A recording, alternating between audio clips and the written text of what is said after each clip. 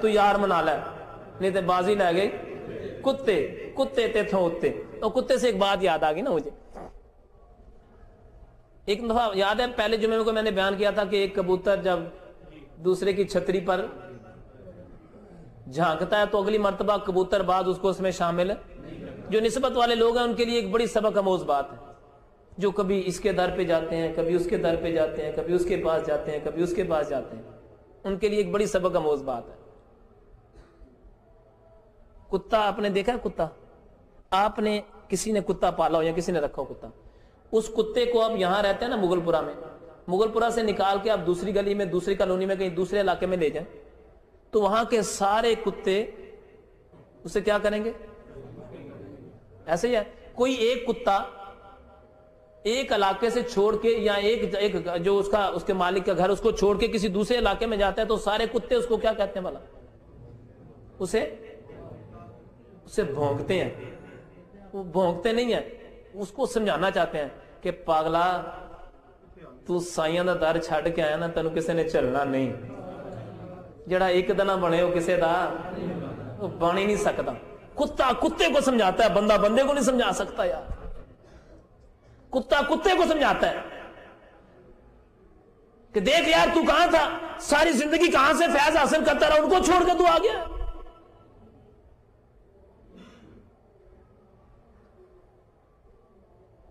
بلکہ کتا دوسرے کتوں کو جب بھونکتا ہے نا تو کیا کہتا ہے؟ ایک تو یہ کہتا ہے تو اپنے مالک کا در چھوڑ کے کیوں آ گیا. دوسرا ایک اور بھی بات ہے, باہر مانگنے والا بیکاری جسے کہتا ہے نا منگتا, منگتا آ جائے اور کتا اس کو بھونکتا ہے, وہ کہے گا بابا جی اللہ کے نام کا دے دو, کتا اندر سے بھونکنا شروع کر دیتا ہے. ایسے ہی ہوتا ہے کہ نہیں ایسا ہوتا؟ کتا اسے بھونکتا ہے. اب کتا بندے کو سمجھاتا ہے, کہتا ہے پاگلا تم مالک دا در چھڑ کے بندے کو نہ مانگنا ہے. کتا بندے کو سمجھاتا ہے کہ تو جو پیدا کرنے والا ہے, جو اس کو بھی دے رہا ہے, تو اس کا در چھوڑ کے بندے سے مانگ رہا ہے, اور نام تو اس کا لیتا ہے جس کو مانگتا ہے, اور مانگتا تو بندے سے ہے. کاش تو جس کا نام لے رہا ہے اسی سے مانگنا شروع کر دے. اگر مجھے باندھ کے میرا مالک میری جگہ پر مجھے کھانا دے کے آتا ہے, تجھے تو مالک نے آزاد کیا ہے, جہاں سے چاہے گا تو کھا لے گا.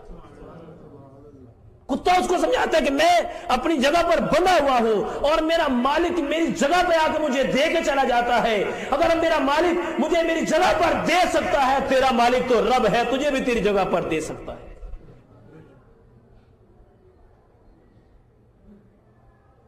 تو یہ جو اولیاء اللہ ہے نا, بیسیکلی انہوں نے بات یہ سمجھائی کہ اپنے مالک کا در نہیں چھوڑتے. جو مالک کا نہ بنے وہ کسی کا نہیں بن سکتا. یہ بات پلے باندھے, جو مالک کا نہ بنے وہ کسی کا نہیں بن سکتا.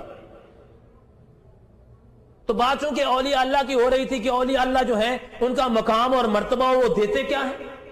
تو جیسے میں نے بتایا کہ امام ابو حنیفہ رحمۃ اللہ تعالی علیہ کے پاس حضرت خضر علیہ السلام آتے رہے اور فیض لیتے رہے, آپ کے جانے کے بعد بھی آتے رہے. حضرت علی حجویری رحمۃ اللہ تعالی علیہ آپ کے پاس حضرت معین الدین چشتی اجمیری رحمۃ اللہ تعالی علیہ آئے اور کیا کہہ کے گنج بخشے فیض عالم بظہر نور خدا ناک سارا پیر کامل کامل آرا رہنما. یہ کون کہہ کے جا رہا ہے اور کس کو کہہ کے جا رہا ہے؟ وہ مجھے یاد آ گیا, ایک چور تھا بہت بڑا یعنی چور بھی تھا, ڈاکو بھی تھا, مطلب رازن بھی تھا, رستے میں جاتوں کو بھی لوٹ لیتا تھا. ایک مرتبہ اس نے جب سارا پروگرام تشکیل دے لیا کسی کو لوٹنے کا تو لوٹ نہ سکا. وہ مجھ کو خدشہ تھا یہاں میں پکڑا جاؤں گا. وہ اچانک اس گھر میں گھس گیا.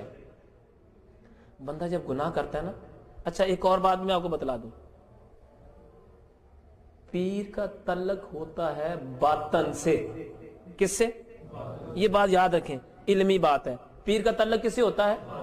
ظاہر سے بھی تو ہوتا ہوگا لیکن باطن سے اس کا صحیح تعلق کس سے ہوتا ہے؟ باطن سے. من کو صاف کرتا ہے, من کو کھرچتا ہے وہ. اور حدیث پاک کے الفاظ ہیں, نبی پاک علیہ السلام ارشاد فرماتے ہیں کوئی بندہ ایسا ہوتا ہے جو گناہ کر کر کے اتنا دور نکل جاتا ہے پھر وہ گناہ کو گناہ تصور ہی نہیں کرتا. اور جب پھر وہی بندہ جو گناہ کو گناہ تصور نہ کرے, جب وہی بندہ پھر دور نکل جاتا ہے تو پھر اولیاء اللہ کی بات آتی ہے نا. اب حدیث پاک مکمل ہو گئی. اب اگلی بات ہے کہ جب وہ بندہ اس کے دل پہ وہ جو داغ لگ جاتا ہے جس سے اس کا دل کالا ہو جاتا ہے نا, جب وہ کسی ولی کے پاس جاتا ہے پھر وہ اس کو کھرچتا ہے, صاف کرتا ہے اس کے سارے من کو.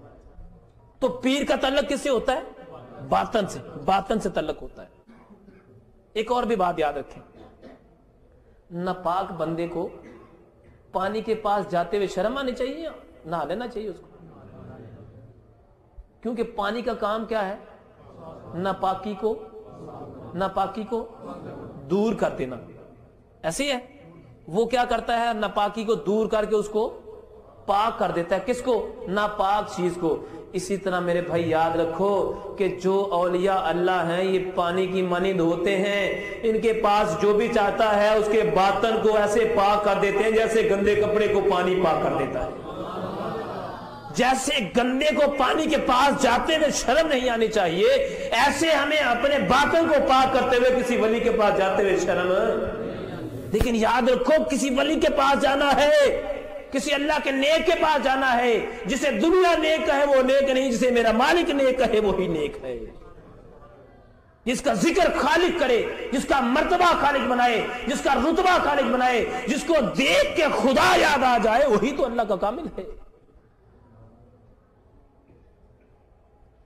تو وہ چوری کرنے کے ارادے سے کسی غریب کے گھر میں گیا, اور جب جا رہا تھا, اب کہیں گے یار صوفی صاحب تو حقائقوں پہ اور روایتوں پہ اور معاملات پہ زور رکھتے ہیں. میں اس لیے زور رکھتا ہوں کہ لوہا جب آگ میں ڈالا جاتا ہے تو شکل لوہے کی, آگ کی اختیار کر جاتا ہے, لوہا نہیں لگتا. اس کو دیکھنے والا کوئی لوہا نہیں کہتا, کہتا یہ بھی آگ ہے.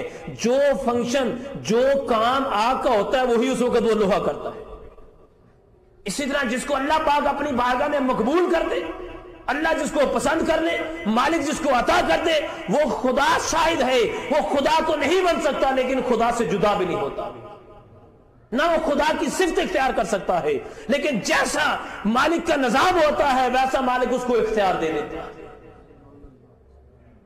ایسے بندے کے پاس جا کے بیٹھنا, جیسے لوہے کے پاس جا کے بیٹھنے سے اس کی گرمی محسوس ہوتی ہے آگ کی جب وہ لال ہوا ہوتا ہے, ایسے ہی اللہ والے کے پاس جا کے بیٹھنے سے وہی محسوس ہوتا ہے جو مالک کی بارگاہ میں بیٹھنے سے محسوس ہوتا ہے.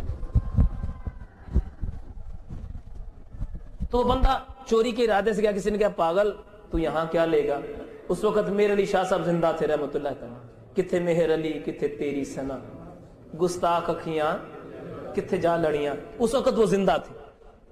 جب وہ ان کے پاس اس ارادے, اس نے کہا بھائی پیرا کو لے جاؤ, نہ بولتے بڑا خزانہ ہے, نوٹ شوٹ بڑے ان کے پاس, پاگلا ادھر جا, ڈکیتی کرنی تو ادھر کر. کسی سمجھانے والے نے سمجھایا, سمجھ گیا نا کس نے سمجھایا؟ کسی سمجھانے والے نے سمجھایا کہ تو ادھر جا, کہ وہ جو پیر ہے نا ان کے پاس بڑا خزانہ ہوتا ہے, جا تو ان کے پاس. اور اس نے کہا ٹھیک ہے. اس نے ارادہ کیا اور چل پڑا. جب وہ گولڑے کی حدود میں داخل ہوا, جب گولڑا شریف کی حدود میں داخل ہوا تو اس کے دل میں خیال آنا, اس کا دل کی دھڑکن تیز شروع ہو گئی. دل کی دھڑکن اس کی تیز ہو گئی. جب اس کی دل کی دھڑکن تیز ہوئی, جیسے جیسے قریب جا رہا تھا ویسے ویسے دھڑکن, جیسے جیسے قریب جا رہا تھا ویسے ویسے دھڑکن اور بڑھتی جا رہی. سوچنے لگا یار بڑے بڑے امیر گھروں میں, بڑے بڑے لین لاٹوں میں, بادشاہوں کے گھر میں نے ڈکیتیاں کی, کبھی ایسا نہیں ہوا جیسا آج میرے ساتھ ہو رہا ہے. جب وہ آپ کے گھر کے قریب گیا تو کیا ہوا, اتنی تیز دل دھڑکا کہ وہاں پر بے ہوش ہو گیا. جب ہوش میں آیا تو پیر میرے علی شاہ صاحب رحمۃ اللہ سر کے اوپر کھڑے ہوئے تھے. کہنے لگے چلیا تینوں پتا نہیں ہے, تو لین تے کچھ اور آندا. کہنا حضور یہ ساری باتیں میری سمجھ میں آ گئی ہیں, مجھے بتائے میرا دل اتنا تیز کیوں دھڑک رہا تھا؟ آپ ماتے تیرے دل کے اوپر جو زنگ تھا نا اس کو میں کھرچ کے صاف کر رہا تھا. تیری توجہ میرے مال پر تھی, میری توجہ اپنے آقا کی امتی پر تھی. میں سوچ رہا تھا کہ اتنا پیارا, اتنا خوبصورت, اتنا علم اور ذہین رکھنے والا اللہ کی بارگاہ میں بھی رد ہو جائے گا, اور یہ چور اور یہ ڈکیتیاں کر کے جہنم میں چلا جائے گا. میں اللہ سے کہہ رہا تھا باری تعالیٰ میں تیرے بندے کو جہنم میں نہیں جانے دوں گا. اللہ تو مجھے اتنی طاقت دے دے کہ اس کے